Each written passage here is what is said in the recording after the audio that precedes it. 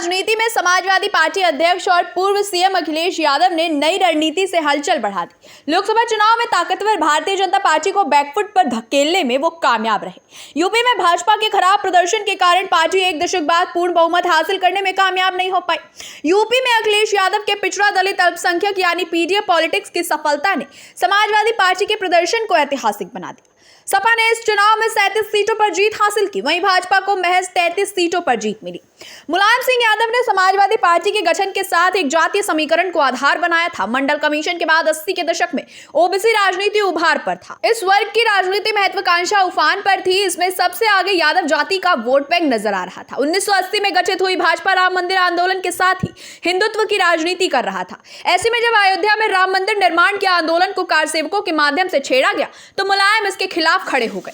कारसेवकों पर गोली चलाकर वो मुस्लिम वोट बैंक के बीच लोकप्रिय हो गए। मुलायम ने जनता दल से खुद को अलग कर समाजवादी पार्टी बनाकर राजनीति शुरू की तो उनके पास जमाया वोट बैंक मुस्लिम यादव का था। करीब 32% वोट बैंक वाले माय समीकरण को साध कर वो राजनीति की सीढ़ी चढ़ते रहे। 2012 में पहली बार समाजवादी पार्टी पूर्ण बहुमत की सरकार इसी समीकरण के सहारे बनी। हालांकि 2014 में यूपी की राजनीति में मोदी इफेक्ट के आते ही समीकरण बदल गया। ऐसे में अखिलेश यादव ने भी माय समीकरण से आगे बढ़ते हुए गैर यादव, ओबीसी और दलित वोटरों पर भी अपना प्रभाव बढ़ाने की कोशिश की। 2024 के लोकसभा चुनाव में उन्हें बड़ी सफलता मिली, साथ ही कई चेहरे भी उभर कर आए। मुलायम सिंह यादव की समाजवादी पार्टी में वो खुद यादव वर्ग का नेतृत्व करते थे। यादव समाज सैफई परिवार के पीछे एकजुट होकर खड़ा दिखा। वहीं अल्पसंख्यक राजनीति को उन्होंने आजम खान, शफीकुर रहमान बर्ग जैसे बड़े चेहरों से साधा।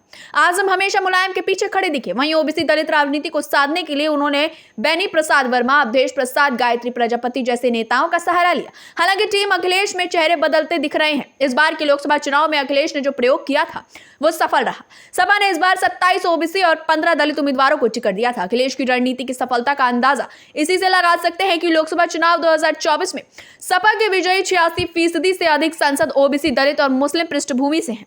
सपा के 37 सांसदों में ओबीसी से 20, एससी से 8 और मुस्लिम समुदाय से 4 सांसद शामिल हैं। इनके अलावा ब्राह्मण सनातन पांडे, वैश्य रुचिवीरा और भूमिहार राजीव राय जीत दर्ज करने में कामयाब रहे। वहीं वीरेंद्र सिंह और आनंद भदौरिया के रूप में 2 ठाकुर भी जीते। अयोध्या राम मंदिर बनने के बाद से भाजपा के लिए सेफ सीट बनी फैजाबाद से सपा ने दलित उम्मीदवार अवधेश प्रसाद को चुनावी मैदान में उतारा।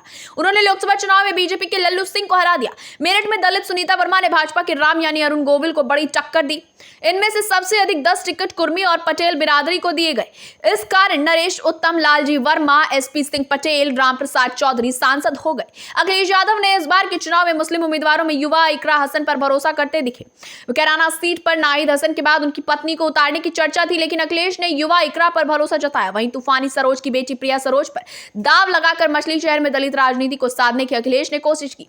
इन दोनों पर लगाया गया दाव सफल रहा। लोकसभा के शीतकालीन सत्र के दौरान जब संविधान पर चर्चा हुई तो अखिलेश ने अपने दोनों युवा सांसदों को मोर्चे पर लगाया। ये दाव भी कारगर साबित हुआ।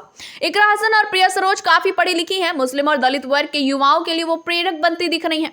वो अपनी बातों से इन वर्ग के युवाओं को साध रही हैं। यही वजह है कि वो अखिलेश की पीढ़ी राजनीति का अहम हिस्सा बन रही है। शुरुआती दिनों में फैजाबाद सांसद अवधेश प्रसाद को आगे बढ़ाकर अखिलेश भाजपा की हिंदू मुस्लिम राजनीति पर हमलावर दिखे थे। यूपी उपचुनाव के परिणाम के बाद वो पीढ़ी राजनीति को धार देने में जुटे हैं।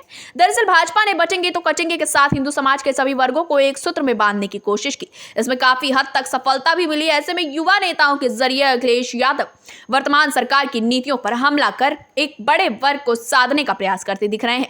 टारगेट में यूपी चुनाव 2027 है। हम हैं देश के दिल, उत्तर प्रदेश की धड़कन, उत्तर प्रदेश टाइम्स।